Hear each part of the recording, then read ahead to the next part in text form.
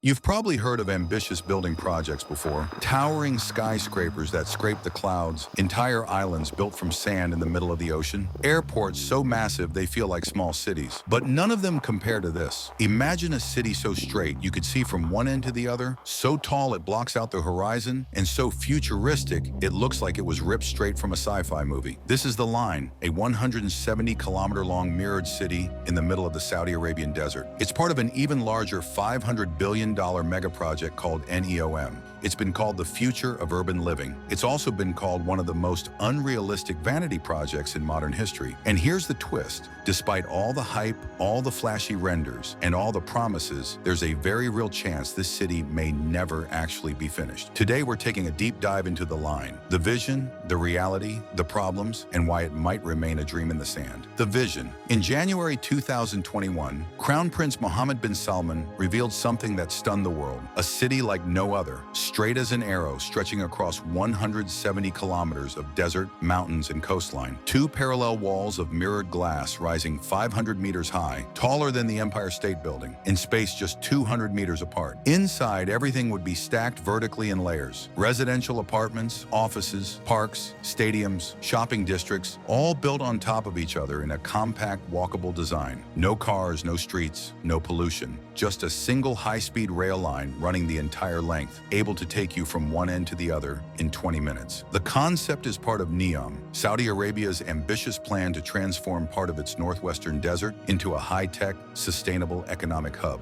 The line alone is expected to house up to 9 million residents. The entire thing would run on renewable energy, solar, wind, and hydrogen, and be powered by advanced AI systems controlling everything from climate to transportation. On paper, it's not just a city, it's a statement, a declaration that Saudi Arabia can leapfrog decades of urban planning and create the world's most advanced metropolis from scratch. What's been built? So far, after the announcement, the government moved fast. By late 2021, heavy machinery had arrived on site. Crews began leveling the land, digging foundations, and driving thousands of steel piles into the ground. Satellite images started showing the first outlines of the project, especially near the Gulf of Aqaba. By 2024, the first 2.4-kilometer starter segment was under construction. A massive concrete plant was built on site, capable of producing 20,000 cubic meters of concrete per day.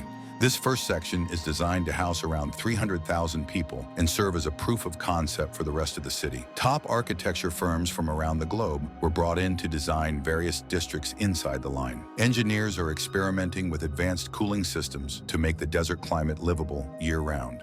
From the air, you can already see a scar cutting across the landscape, evidence of the early stages of something huge. The price tag. When the line was first announced, official estimates suggested it would cost around $100 to $200 billion.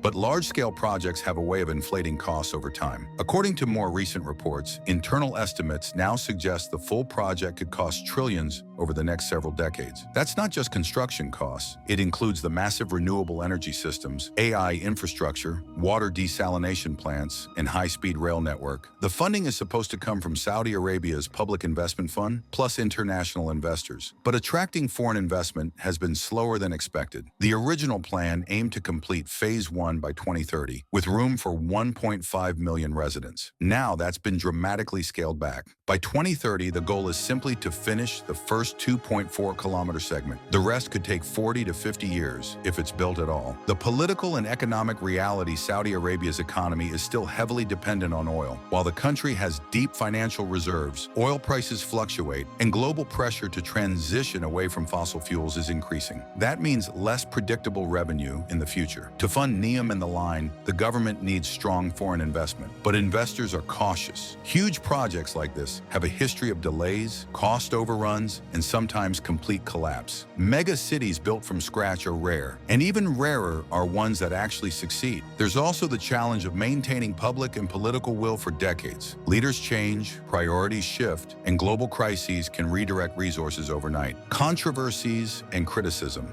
From the moment it was announced, the line has faced heavy criticism. Environmental concerns. The mirrored walls could disrupt migratory bird routes, reflect heat into the surrounding desert, and affect wildlife habitats.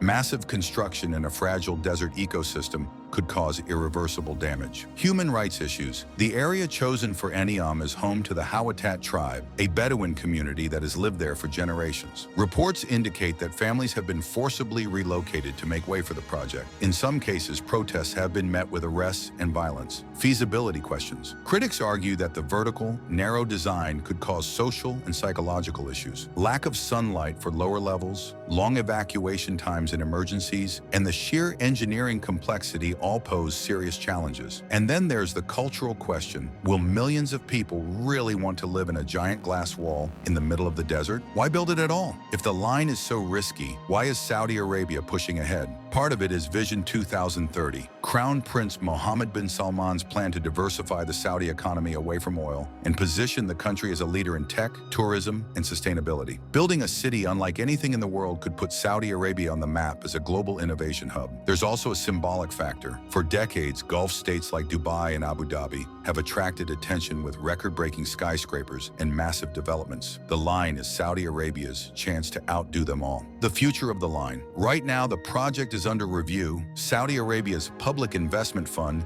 is reportedly reassessing timelines and budgets. Some insiders suggest that instead of one continuous 170-kilometer city, the line might be built as separate, smaller sections, still futuristic but less extreme. Whether it will ever be fully realized is an open question. Supporters believe that with enough time and money, it will redefine urban living. Skeptics think it's destined to be scaled back or even abandoned. But here's the thing, even if the line never reaches its original vision, the technology and ideas behind it, like high-density vertical living, car-free design, and renewable energy integration, could influence city planning around the world. The human side beyond the engineering and economics.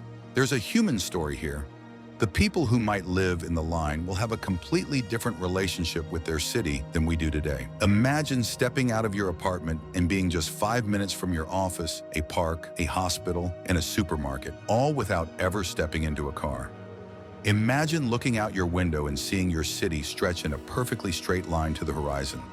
It's a vision that's both thrilling and unsettling. It challenges our idea of what a city is supposed to look like. It forces us to ask, how much of our urban life is tradition and how much could be reinvented? Final thoughts. The Line is one of the boldest, most controversial megaprojects of our time. It's a gamble that combines futuristic design, massive investment, and a lot of political ambition. If it works, it could be the prototype for how cities are built in the 21st century. If it fails, it will join the long list of grand projects that never made it past the drawing board. For now, it's a promise shimmering in the desert heat, a straight silver line across endless sand. Whether it becomes a living city or a mirage, only time will tell. If you enjoyed this deep dive, hit that like button, subscribe to the channel, and turn on the bell so you don't miss our next journey into the world's most fascinating buildings and megastructures. Thanks for watching.